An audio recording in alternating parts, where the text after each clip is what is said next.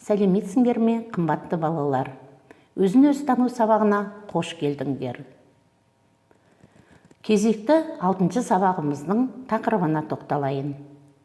Өзіңмен үйлесімді өмір сүру.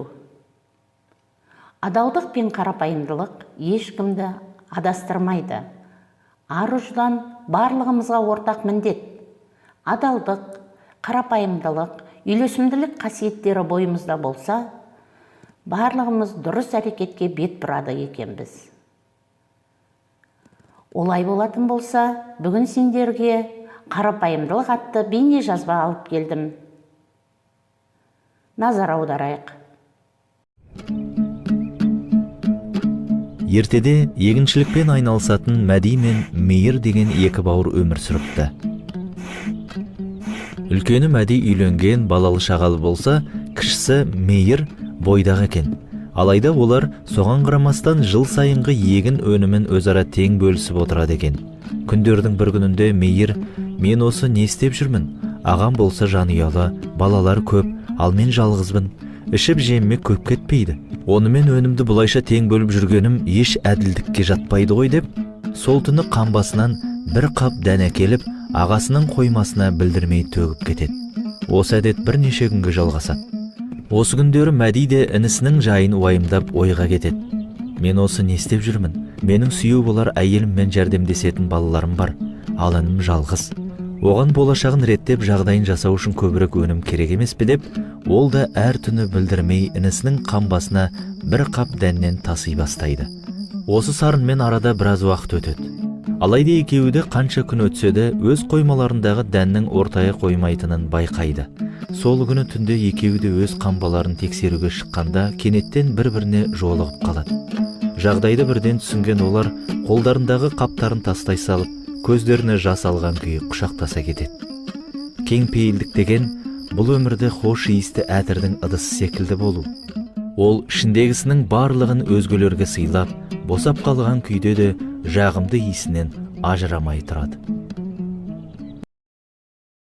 Балалар, сендерге бейне жазба ұнады ма? Қандай ойға келдіңдер? Я, балалар, бұл жерде ағайынды жігіттердің адалдығы, қамқорлығы, бір-біріне дұрыс әрекеттігі көрсетілген. Олардың бір-біріне жанашырлығы, кеңпейілділігі анық байқалады. Мен де сендерге осы ағайынды жігіттер сияқты болыңдар деген тілегім бар. Олай болатын болса, экраннан бүгінгі сабағымыздың дәйек сөзін оқиық. Арыңды сақта, ар-ұждан керек әр уақытта.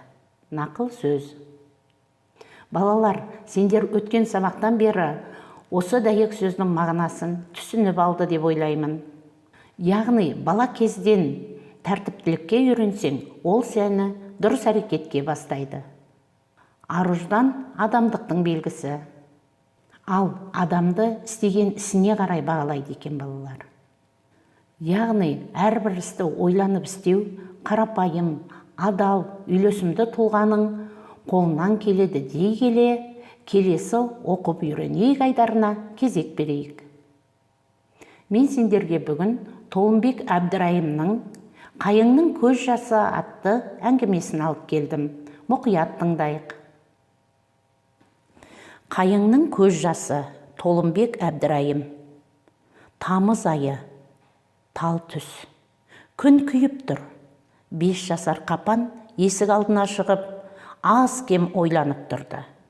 Сонау ауыл шетіндегі көл маңы үпір-жұпыр балаларға толы. Асыр салып салқын суға шомылып жүр. Қапан көлге жаяу барғысы келмеді. Жайқалып өсіп тұрған бала қайыңның бұттағын сындырып алды. Дереу атына мінді де ауыл шетіне қарай шаба жөнеледі. Бұл оқиғаны көрші қарт көріп отырған. Қапан кешке бұтағы сыдырылған бала қайыңнан су тамшылап тұрғанын байқады. Қайта-қайта қарап, таң тамаша. Осы сәтте Күркебай қарт таяп келді. "Қапан, ата, айтыңызшы, су неге ағып тұр?" деді қайыңның дінін нұсқап. "Су емес, Қайыңның көз жасы ол. Біреу бұтағын сындырған. Жаны жараланып жылап тұр ғой соған. Тілі жоқ айтатын. Қайтсын байқұс. Табиғат перзенті тал терек. Ағаштың да жаны жүрегі бар. Адамдардың аялы алақан күтім тілейді. Ал олардың жасайтыны осы. Қапан ұялды. Қарттың уәжді сөздері зердесіне жеткендей, басы салбырап, қозғалмастан тұрып қалды. Енді сындырмаймын ата, деген сөзді іштей қайталай берді. Балалар, сендерге әңгіме ұнады ма? Олай болса, мына сұрақтарға жауап іздеп көрейік. Қапан не үшін ұялды? Ар-ұжданы мен өмір сүретін адамды қалай сипаттар едің? Сендердің өз қылықтарыңа ұялатын сәттерің болды ма?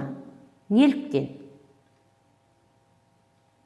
Балалар, сендерге әңгіме түсінікті болса, барлығымыз бірлесе отырып, мынадай шығармашылық жұмыстар жасайық.